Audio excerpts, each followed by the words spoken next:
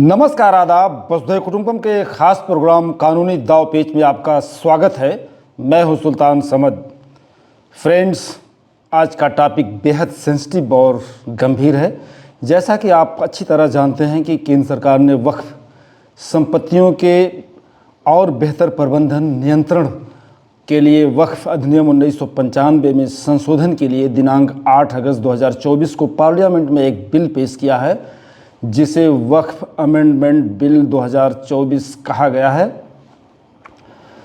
Friends, आज इस amendment bill पर चर्चा करने और इसे समझने के लिए सबसे पहले वक्फ किसे कहते हैं, वक्फ बोर्ड क्या है, वक्फ सेंट्रल वक्फ काउंसिल किसे कहते हैं, इसके राइट्स एंड ड्यूटीज़ क्या हैं, अधिकार कर्तव्य क्या हैं, इन पॉइंट्स पर रोशनी डालना बेहद ज़रूरी है ताकि आप इस अमेंडमेंट बिल संशोधन बिल 2024 को अच्छी तरह समझ सकें। आइए सबसे पहले देखते हैं कि वक्फ क्या है, वक्फ किसे कहते हैं। साथियों, वक्फ अरबी भाषा का लफ्ज़ है जिसका मतलब होता है ईश्वर या अल्लाह के नाम किसी चल या अचल संपत्ति को दान कर देना या गिफ्ट कर देना और उससे होने वाली आय से चैरिटेबल या परोपकारी सामाजिक कार्यों को करना, इसका वक्फ का मतलब होता है। इस्लामी अकीदा और मान्यता के मुताबिक एक बार जब किसी संपत्ति को वक्फ घोषित कर दिया जाता है तो वह नॉन ट्रांसफरेबल हो जाती है, यानी अस्थानांतरणीय हो जाती है। उसे न तो अब बेचा जा सकता है, न उससे खरीदा जा सकता है, न वो किसी तरह से उसका ट्रांसफ़र नहीं हो सकता। अब इसका मालिक ओनर सिर्फ़ और सिर्फ अल्लाह रह जाता है, इसलिए इंसान या कोई व्यक्ति इसे ट्रांसफ़र नहीं कर सकता, इसीलिए इसे नॉन ट्रांसफरेबल कहा जाता है। वक्फ संपत्तियों के रजिस्ट्रीकरण, प्रबंधन और नियंत्रण के लिए आज़ाद भारत में सबसे पहले 1954 में, फिर 1955 में और आखिर में 1995 में वक्फ अधिनियम पार्लियामेंट द्वारा पारित किया गया था और इसे वर्ष 2013 में पहली बार वक्फ अधिनियम 1995 को अमेंड किया गया था, जिसमें कुछ धाराएं बढ़ाई गई थी। साथियों, आइए देखते हैं कि वक्फ बोर्ड क्या है, वक्फ बोर्ड किसे कहते हैं, इसका क्या फंक्शन है, इसका क्या कार्य है। वक्फ संपत्तियों के संरक्षण, पंजीकरण, प्रबंधन और रेगुलेशन के लिए 1964 में एक केंद्रीय वक्फ काउंसिल तथा प्रत्येक राज्यों व केंद्र शासित प्रदेशों में एक वक्फ बोर्ड की स्थापना की गई थी। कुछ राज्यों में दो तरह के वक्फ बोर्ड होते हैं, एक राज्य सुन्नी वक्फ बोर्ड और दूसरा शिया वक्फ बोर्ड। जिन राज्यों में कुल वक्फ संपत्तियों का 15% शिया वक्फ संपत्तियां हैं या कुल वक्फ आय का लगभग 15% हिस्सा वक्फ शिया वक्फ से आता है, उन राज्यों में एक अलग शिया वक्फ बोर्ड स्थापित करने का प्राविधान किया गया था इस एक्ट में। इस पैमाने के मुताबिक उत्तर प्रदेश और बिहार में एक शिया वक्फ बोर्ड का गठन किया गया है। इस तरह पूरे देश में एक केंद्रीय वक्फ काउंसिल सहित उत्तर प्रदेश और बिहार में एक शिया वक्फ बोर्ड समेत कुल 32 वक्फ बोर्ड वर्तमान में देश में संचालित हैं। केंद्र वक्फ परिषद केंद्र सरकार तथा राज्य वक्फ बोर्ड राज्य सरकारों के अधीन कार्य करता है। साथियों, आइए हम देखते हैं कि वक्फ संशोधन बिल 2024 के जरिए वक्फ अधिनियम 1995 में किस तरह का अमेंडमेंट प्रपोज किया गया है, उस पर हम गुफ्तगू करते हैं, जिसको लेकर आज पूरे देश में विवाद का विषय बना हुआ है, चर्चा इस पर हो रही है। साथियों, इस संशोधन बिल 2024 में दो तरह का संशोधन किया गया है। पहला, वक्फ एक्ट 1995 की कतिपय या कुछ धाराओं को जो आर्बिट्रेटरी थी या जो वक्फ बोर्ड या वक्फ ट्रिब्यूनल्स को आर्बिट्रेटरी राइट देती थी, उनको डिलीट कर दिया गया है और कई अनेकों धाराओं को इस संशोधन नियमावली के जरिए ऐड किया गया है।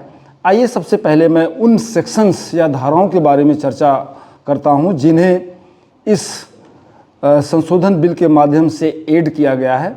सबसे पहले जो धारा ऐड की गई है वो है वक्फ अधिनियम 1995 की धारा 1 में वक्फ शब्द के स्थान पर एकीकृत वक्फ प्रबंधन, सशक्तिकरण, दक्षता और विकास शब्द जोड़ा गया है।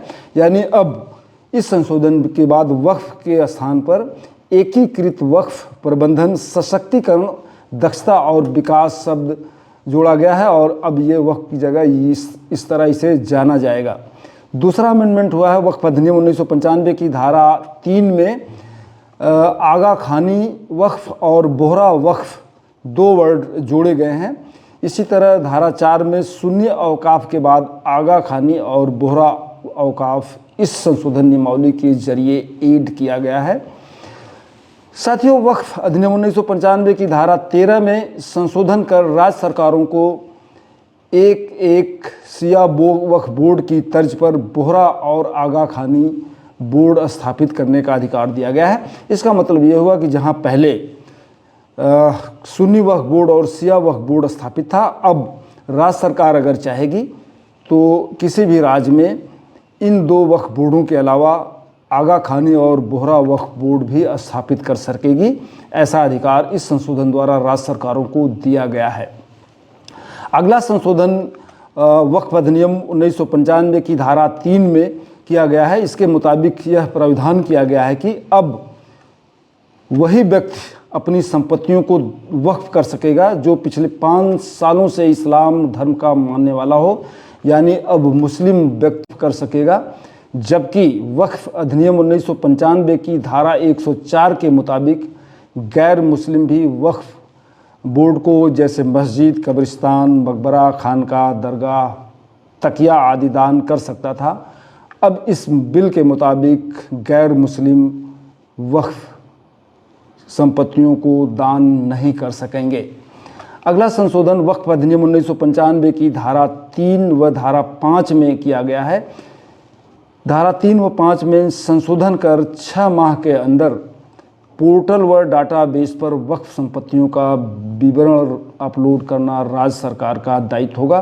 साथियों, इस संशोधन द्वारा राज्य सरकार को अधिकृत किया गया है कि इस अधिनियम के लागू होने के बाद राज्य सरकार वक्फ से संबंधित डाटा वक्फ पोर्टल पर अपलोड करेगी, जिससे ट्रांसपेरेंसी होगी, सिस्टम ट्रांसपेरेंस होगा।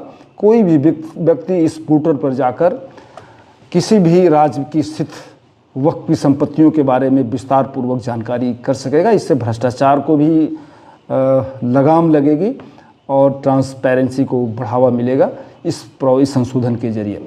आइए देखते हैं कि नेक्स्ट अगला संशोधन क्या किया गया है। साथियों, वक्फ अधिनियम 1995 की धारा 3 में 3(1) जोड़ा गया है, जिसके मुताबिक इस अधिनियम के लागू होने के पूर्व या पश्चात वक्फ संपत्ति के रूप में पहचान की गई या घोषित की गई कोई सरकारी संपत्ति अब किसी वक्फ की संपत्ति नहीं समझी जाएगी। इसका मतलब यह हुआ कि संशोधन के बाद जब नया एक्ट लागू होगा तो उस समय उस एक्ट के लागू होने के पहले और लागू होने के बाद जो सरकारी संपत्ति होगी वो सरकारी संपत्ति वक्फ की संपत्ति नहीं मानी जाएगी, उसको सरकारी संपत्ति घोषित कर दी जाएगी। अब अगर इस बात का पर्याप्त सबूत है कि पूर्व में घोषित कोई संपत्ति सरकारी संपत्ति थी तो वह अब वक्फ बोर्ड की संपत्ति नहीं मानी जाएगी, उसे सरकार की संपत्ति मानी जाएगी। पहले सरकारी संपत्ति भी वक्फ संपत्ति के रूप में दर्ज की जाती थी, लेकिन अब ऐसा नहीं होगा। अब किसी भी प्रकार की सरकारी संपत्ति को वक्फ बोर्ड द्वारा वक्फ की संपत्ति घोषित नहीं किया जा सकेगा इस अमेंडमेंट बिल के लागू होने के बाद। इसी मूल अधिनियम 1995 की सेक्शन 3 में यह अमेंडमेंट किया गया है कि अगर किसी संपत्ति के बारे में कोई प्रश्न उठता है कि वह संपत्ति सरकारी संपत्ति है या नहीं, तो उस संपत्ति को संबंधित जिले के कलेक्टर को जांच हेतु भेजा जाएगा।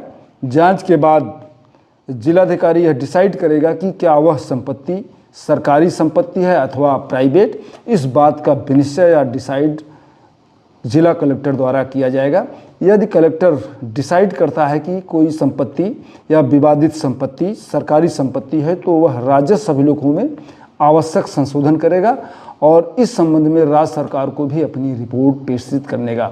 इसका साफ मतलब यह हुआ कि अगर अब किसी वक्फ की संपत्ति के बारे में यह विवाद उठता है कि यह संपत्ति वक्फ संपत्ति सरकारी संपत्ति है तो जिलाधिकारी उसकी जांच करेंगे और जांच के बाद अगर पाते हैं कि यह सरकार संपत्ति वास्तव में सरकारी संपत्ति है, तो अकॉर्डिंगली उसके अनुसार राजस्व अभिलेखों में उसकी एंट्री दर्ज करेंगे। यह अधिकार जिलाधिकारियों को दिया गया है। इसके बाद राज्य सरकार कलेक्टर की रिपोर्ट के आधार पर संबंधित वक्फ बोर्ड के अभिलेखों में तदनुसार संशोधन करने हेतु बोर्ड को निर्देश देगा। यानी यह भी व्यवस्था की गई कि यदि अगर कलेक्टर रिपोर्ट करता है कि यह सरकारी संपत्ति है, तो राज्य सरकार बोर्ड को यह निर्देश जारी करेगा कि आप अपने अभिलेख में इस तरह का संशोधन करें, जो कलेक्टर ने रिपोर्ट दिया है उसके मुताबिक उसके अनुसार अपने अभिलेखों में वक्फ बोर्ड संशोधन करे। इस तरह का आर्डर राज्य सरकार वक्फ बोर्ड को जारी करेगा। अगला संशोधन मूल अधिनियम 1995 की धारा 4 में किया गया है। धारा 4 में 4 घ ऐड किया गया है, जिसके मुताबिक अब सर्वेक्षण आयुक्त के स्थान पर कलेक्टर शब्द रखा गया है। संशोधन के मुताबिक अब सर्वेक्षण आयुक्त के समक्ष लंबित सभी मामले कलेक्टर को ट्रांसफ़र किया जाएगा। कलेक्टर ऐसे मामलों की राजस्व विधियों की प्रक्रिया के अनुसार सर्वेक्षण कर राज्य सरकार को रिपोर्ट भेजेगा। इस प्रकार अब औकाफ यानी वक्फ संपत्तियों का सर्वेक्षण यानी सर्वे आयुक्त के स्थान पर कलेक्टर द्वारा किया जाएगा।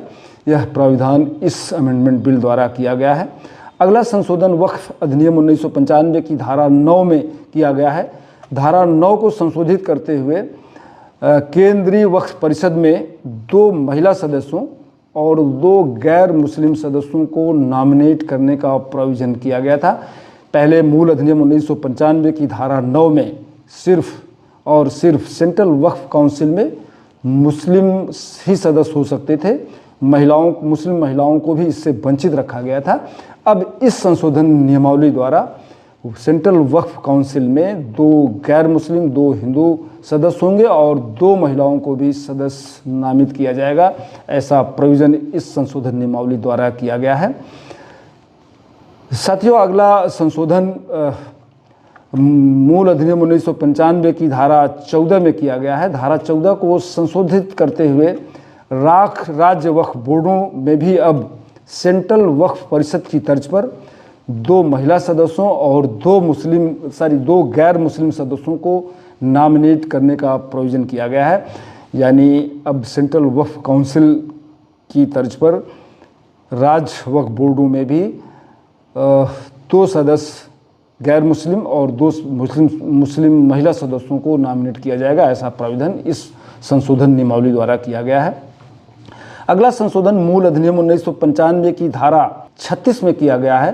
धारा 36 में उपधारा 36A जोड़ा गया है, जिसके अनुसार अब वक्फ बिना लिखित विलेख के निष्पादन के सृजित नहीं किया जा सकेगा।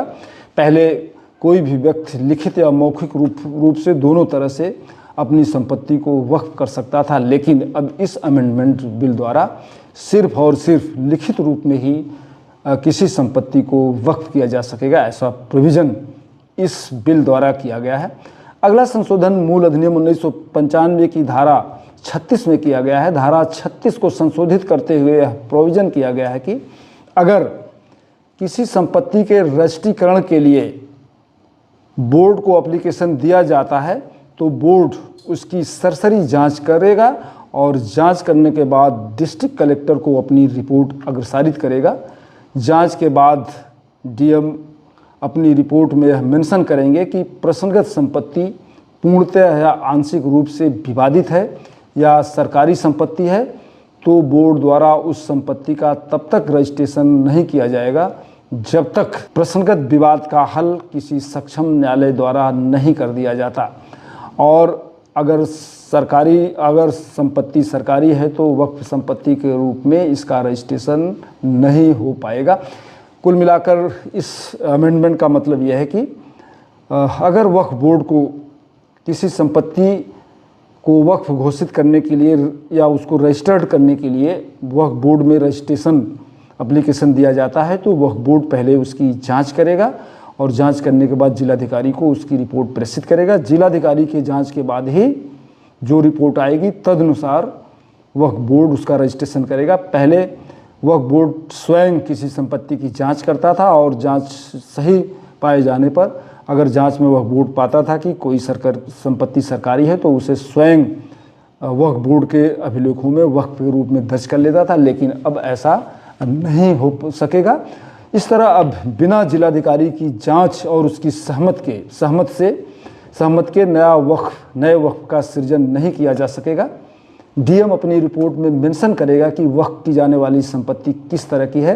यदि विवादित है तो सक्षम न्यायालय के फैसले के बाद ही वक्फ का सृजन हो सकेगा। नेक्स्ट साथियों, इसके बाद अब हम वक्फ अधिनियम की उन धाराओं के बारे में चर्चा करते हैं जिन्हें संशोधन नियमावली 2024 में डिलीट कर दिया गया है या डिलीट करने का प्रोविज़न किया गया है। मूल अधिनियम 1995 की धारा 83 में राज्य वक्फ बोर्डों के लिए स्टेट वक्फ ट्रिब्यूनल गठित करने का प्रावधान किया गया था। वक्फ संबंधी किसी भी वाद में अधिकरण यानी ट्रिब्यूनल द्वारा दिया गया आदेश अंतिम होता था। इस ट्रिब्यूनल के आदेश के खिलाफ अपील का प्रोविज़न नहीं था। इस तरह धारा 83 के साथ साथ मूल अधिनियम 1995 की अनेकों धाराओं में इस तरह का प्रोविज़न था जहां वक्फ ट्रिब्यूनल को असीमित अधिकार प्राप्त थे और उसका फैसला अंतिम माना जाता था। साथियों, इसी तरह वक्फ अधिनियम 1995 की जिन धाराओं में प्राधिकरण द्वारा दिया गया आदेश अंतिम होगा और उसके आदेश के खिलाफ अपील नहीं हो सकेगी का प्रोविज़न था, उन धाराओं को इस संशोधित बिल 2024 में पूर्ण रूप से डिलीट कर दिया गया है। वास्तव में यह एक तरफा अधिकार नेचुरल जस्टिस के अगेंस्ट था और इससे न्याय में बाधा उत्पन्न होती थी। यह आर्बिट्रेटरी स्टेट वक्फ ट्रिब्यूनल्स को और वक्फ बोर्डों को यह आर्बिट्रेटरी अधिकार प्राप्त था जिसे इस संशोधन नियमावली द्वारा डिलीट किया गया है। साथियों, नेक्स्ट धारा जो डिलीट की गई है वह है संशोधित नियमावली 2024 में जिन धाराओं को पूर्ण रूप से या आंशिक रूप से डिलीट किया गया है उनमें कुछ खास धाराएं इस तरह हैं जिन पर हम चर्चा करते हैं। धारा 25 को डिलीट किया गया है। इसके मुताबिक वक्फ या वक्फ संपत्ति या वक्फ संबंधी किसी अन्य मामले में संबंधित वाद सिर्फ अधिकरण में ही सुना जाना था, अधिकरण में ही मुकदमा चल सकता था, न कि किसी सिविल कोर्ट में। इस धारा को पूर्ण रूप से डिलीट कर दिया गया है। इसी तरह मूल अधिनियम 1995 की धारा 6(1) का लोप किया गया है। इस धारा के मुताबिक कोई संपत्ति जो औकाफ की सूची में दर्ज है, अगर उसके बारे में यह विवाद उत्पन्न होता है कि वह वक्फ संपत्ति है या नहीं, या यह प्रश्न उठता है कि कोई वक्फ सुन्नी वक्फ है या शिया वक्फ, तो पीड़ित पक्ष ट्रिब्यूनल में वाद दाखिल कर सकता है और प्राधिकरण द्वारा लिया गया फैसला अंतिम होगा। इसको भी पूर्ण रूप से डिलीट कर दिया गया है। इसी तरह मूल अधिनियम 1995 की धारा 6(4) को भी डिलीट कर दिया गया है, जिसके मुताबिक कोई भी विधिक कार्रवाई या वाद उस राज्य स्थित सिविल न्यायालय में प्रारंभ नहीं किया जाएगा। इस तरह का प्राविधान किया गया था। यह भी आर्बिट्रेटरी था। इस धारा को भी डिलीट कर दिया गया है। अगला वक्फ अधिनियम 1995 की धारा 52(क) व धारा 73(3) को भी डिलीट कर दिया गया है, जिसमें यह प्रोविज़न था कि वक्फ की संपत्तियों के बारे में ट्रिब्यूनल का फैसला अंतिम होगा। इस पर हम पहले डिस्कशन कर चुके हैं। इसी तरह सेक्शन 54 मूल अधिनियम 1995 की सेक्शन 54(4) को भी डिलीट कर दिया गया है, जिसमें प्रोविज़न था कि ट्रिब्यूनल का आदेश अंतिम होगा और इस आदेश के खिलाफ अपील नहीं हो सकेगी। इसे भी डिलीट कर दिया गया है। अगला सेक्शन 73(3) को भी डिलीट कर दिया गया है, जिसमें प्राधिकरण के आदेश को अंतिम आदेश माना जाता था। सेक्शन 73(3) को भी डिलीट कर दिया गया है। अगला सेक्शन 20(क) का भी डिलीशन कर दिया गया है। इस धारा में प्रोविज़न था कि किसी बोर्ड के प्रेसिडेंट को उसके निर्वाचन के 1 साल बाद ही हटाया जा सकेगा। ये भी गलत था। अब इस संशोधन द्वारा अगर किसी बोर्ड का आचरण ठीक नहीं है या अनकॉन्स्टिट्यूशनल है किसी बोर्ड के अध्यक्ष का, तो उसे निर्वाचन के तत्काल बाद भी हटाया जा सकता है, न कि 1 वर्ष की अवधि के बाद। इससे भी नगर वक्फ बोर्डों में के प्रशासन में बढ़ावा मिलेगा और ट्रांसपेरेंसी होगी और भ्रष्टाचार पर अंकुश लग सकेगा। इसी तरह सेक्शन 40 का भी डिलीशन कर दिया गया है, जिसमें वक्फ संपत्तियों का विनिश्चय किए जाने का प्राविधान था। सेक्शन 40(1) में प्रोविजन किया गया था कि किसी ऐसी संपत्ति के बारे में बोर्ड को यह विश्वास होता है कि वह संपत्ति वक्फ संपत्ति है, तो बोर्ड स्वयं उसके बारे में जांच करेगा, और अगर इस बाबत यह भी प्रश्न उठता है कि क्या कोई विशिष्ट संपत्ति वक्फ संपत्ति है अथवा नहीं, या कोई वक्फ सुन्नी वक्फ है या शिया, तो वह ऐसी जांच करने के पश्चात जो उचित समझे उस प्रश्न का विनिश्चय कर सकता था। इस संबंध में बोर्ड द्वारा लिया गया फैसला अंतिम होगा जब तक कि अधिकरण द्वारा उसे निरस्त न कर दिया जाए। साथियों, इसका मतलब ये था कि बोर्ड को एक असीमित अधिकार प्राप्त था कि अगर उसको विश्वास होता है कि कोई संपत्ति वक्फ बोर्ड की संपत्ति है, तो वो स्वयं सो मोटो उसकी जांच कर सकता था और उसके बारे में निर्णय ले सकता था कि वह किस तरह की संपत्ति है। और अगर इस तरह का कोई प्रश्न उठता था कि कोई वक्फ संपत्ति सुन्नी वक्फ की है या शिया वक्फ की, तो उसमें भी वक्फ बोर्ड निर्णय ले सकता था। यह भी आर्बिट्रेटरी था और वक्फ बोर्ड के इस निर्णय के खिलाफ किसी भी कोर्ट या किसी भी न्यायालय में अपील नहीं हो सकती थी। इस तरह का प्राविधान था। इस तरह इस सेक्शन 40 को पूर्ण रूप से डिलीट कर दिया गया है। इसी तरह सेक्शन 4 को भी डिलीट कर दिया गया है, जिसमें गैर मुस्लिम को वक्फ करने का अधिकार दिया गया था। यानी पहले मूल अधिनियम 1995 की धारा 4 में यह प्रोविज़न था कि कोई भी गैर मुस्लिम यानी हिंदू व्यक्ति भी वक्फ कर सकता है, लेकिन अब इस धारा 104 को डिलीट कर दिया गया है। अब कोई गैर मुस्लिम या हिंदू व्यक्ति वक्फ संपत्तियों का दान नहीं कर सकता है, ऐसा प्रोविज़न किया गया है। अगली धारा जो डिलीट की गई है वो है सेक्शन 107, जिसमें वक्फ संपत्ति की वापसी के लिए लिमिटेशन एक्ट 1963 को लागू नहीं किया जाएगा। यानी किसी भी समय अगर कोई सरकारी संपत्ति चिन्हित होती है या पाई जाती है, तो उस पर लिमिटेशन एक्ट 1963 लागू नहीं होगा, मियाद अधिनियम लागू नहीं होगा। अब सरकार किसी भी समय किसी भी सरकारी संपत्ति को, चाहे वो 100 साल पहले घोषित की गई हो या 50 साल पहले वक्फ की संपत्ति घोषित की गई हो, अब उसे वापस लिया जा सकेगा। ऐसा प्रोविज़न इस संशोधन नियमावली में किया गया है। इसी तरह मूल अधिनियम 1995 की धारा 108 का भी लोप कर दिया गया है, यानी डिलीट कर दिया गया है। यह धारा निष्क्रांत वक्फ संपत्तियों के बारे में विशेष उपबंध करती है। साथियों, अब आप समझ गए होंगे कि उपरोक्त संशोधन नियमावली 2024 में किस तरह का संशोधन किया गया है। इसमें कुछ नई धाराओं को ऐड किया गया है और कुछ आर्बिट्रेटरी या निरंकुश या एक तरफा अधिकार दिए जाने वाली धाराओं को डिलीट कर दिया गया है, जिसके फलस्वरूप मुस्लिम तंजीमों और कुछ राजनीतिक दलों द्वारा इस बिल का भारी विरोध किया गया था और जगह जगह पर इसके खिलाफ प्रोटेस्ट एहतजाज किया गया था और इसको वापस लिए जाने की मांग की गई थी। इस पर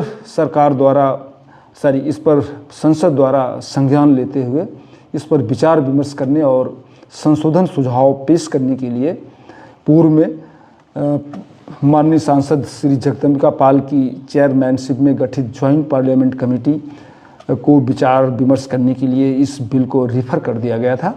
इस कमेटी ने विस्तार पूर्वक मुस्लिम तंजीमों, राजनीतिक दलों और समाजसेवी और सोशल एक्टिविस्ट या इससे संबंधित पक्षकारों को विस्तार पूर्वक सुना है, लेकिन अभी तक जेपीसी द्वारा रिपोर्ट संसद में पेश नहीं की गई है।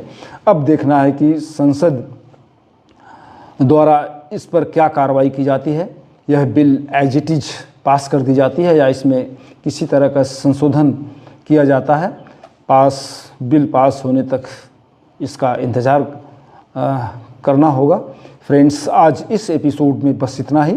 अगले एपिसोड में हम इस बिल के संबंध में कुछ महत्वपूर्ण सुझाव देंगे कौन सी धाराएं जो इस संशोधन में ऐड की गई हैं गलत हैं और कौन सी धाराएं सही हैं, उनके बारे में विस्तारपूर्वक चर्चा करेंगे, जिसको आप ज़रूर देखिएगा।